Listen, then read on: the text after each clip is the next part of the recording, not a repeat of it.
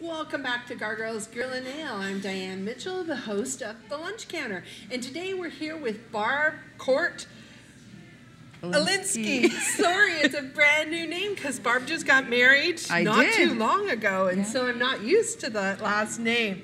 We're going to talk a little bit now about mining in northwestern Ontario. Barb owns two drill companies, North Star and Cobra Drilling.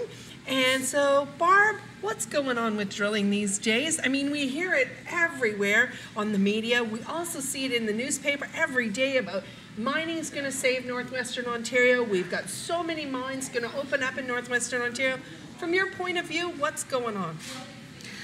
Well, northwestern Ontario, we're fortunate. We've got the Ring of Fire. It's got 150 years worth of ore. We have a lot of problems in the mining industry. It's slowing down. I mean, I'm going to be frank, I'm going to be honest, and it is slowing down. And what's happening is companies are leaving Ontario. How come? Well, we got issues. We got our government that has to step up to the plate. They changed the mining rules, and we need to better define the rules. And I think the Mining Act there's flaws in it. So what kind of rules are we talking about? I don't know a whole lot about mining, although my husband's in geology, so I hear a bit about it.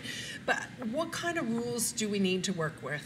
We need to work with First Nations in promoting, well, see, we've got different levels of mining. First of all, when you're in the exploration phase, this is what is needed right now. You do not find a mine with the major mining companies. It's the small juniors.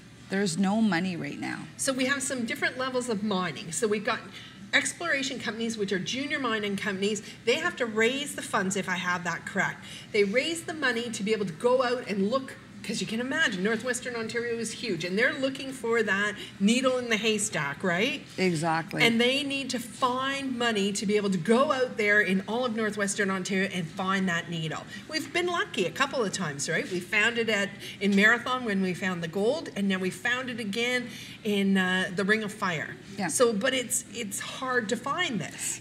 It is, and it takes a lot of money, and it takes a lot of, like, I mean, if you put a lot of red tape in there, then it takes longer for the juniors. They don't have the money to spend. The juniors don't create a revenue. They look for a mine, if they find it, which is like a needle in a haystack, as we said, and then a big major company comes in and takes over and develops the mine. So somebody like Cliffs Natural Resources would be a major company, is that correct? And so they've bought that land or that mining potential from a junior company. Is that how that works? It was founded by Free West. I think KWG was involved in that too, and there was a few companies, and they bought that from those guys. But they were the ones that went out there and looked for it. Those guys, Free West, were the people who go out there and find it. So they can't raise money, enough money, right? Well, right now it's very difficult for them. And so, and it's difficult because every time they're trying to find properties that might have some potential, they're up against red tape with the provincial government. Is that kind of where the big issue is? Federal I think all levels of government have to get, I mean, for Ontario, we used to be really high up there for mining. Right now, when they rate Ontario for mining companies, there's a risk factor in here. So people are leaving. They're going to the US where it's easier to go and be able to drill and look for gold or whatever minerals is needed. So to play the devil's advocate here, I don't want mining companies to be the big bad mining companies and come in here and tear apart all of the earth that we have and the trees and get rid of everything that we have here that we love so much in northwestern Ontario. And so how do we balance between the government, which says we want to put the brakes on things, and the mining companies that want to move forward? Is it the big bad evil that we sometimes think about with mining? Do you know, 15 years ago, well, even longer than 15 years ago, the mining industry, like, I mean, seriously, if you think about the mining industry, you've got negative. You think of deaths. I was listening to the news maybe about a month ago, and I was in Europe actually, and at the time, and they talked about mining, and it was all negative about there was the African mine, how the police came in and shot all those miners. Right.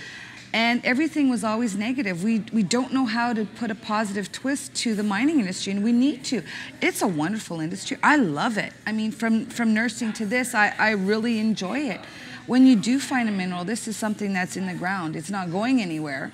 Right. And it's so amazing to find it.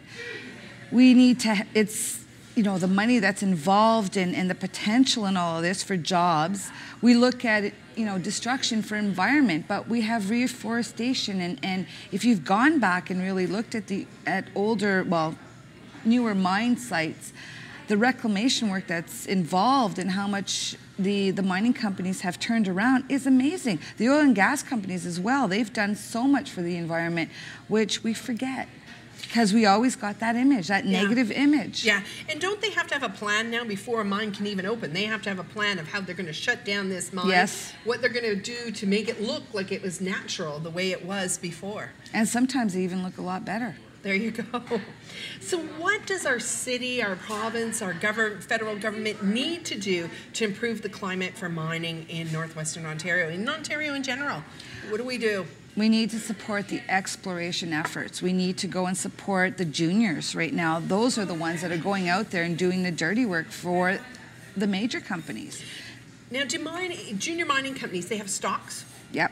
So if somebody's looking to invest in northwestern Ontario, we want to find some junior mining companies that they can invest in for them to be able to raise the money, to be able to go and explore and keep northwestern Ontario prosperous. We have to make sure that we have flow-through shares available.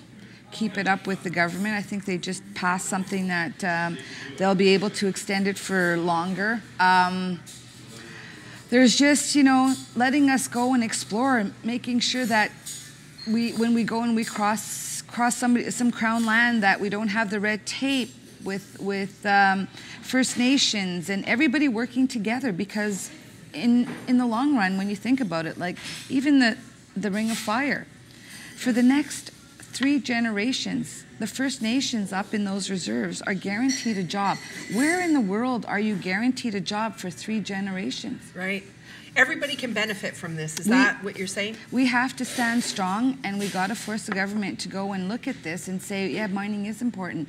Environmentalists, I mean, I love nature. Right. And I hate seeing destruction, but we've come a long way, and we need to make sure that the mining companies are responsible, and if they aren't, yes, they deserve to get fines. But I know with myself and my employees, I tell them, you want to leave this for your kids. Don't dump something into a lake. Right. You know, let's protect the environment as much as we can, but we also need jobs too. Right. Are we on the right track in the city of Thunder Bay when we're looking at all the environment?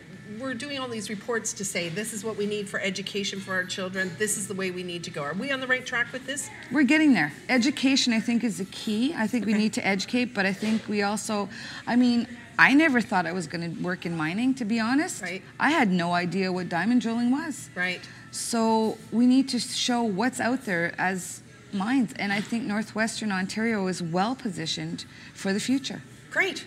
We're going to wrap up this segment. When we come back, we're going to talk about the Women in Mining group and how that's getting organized in Thunder Bay and what we can do to join the Women in Mining group. We'll be right back.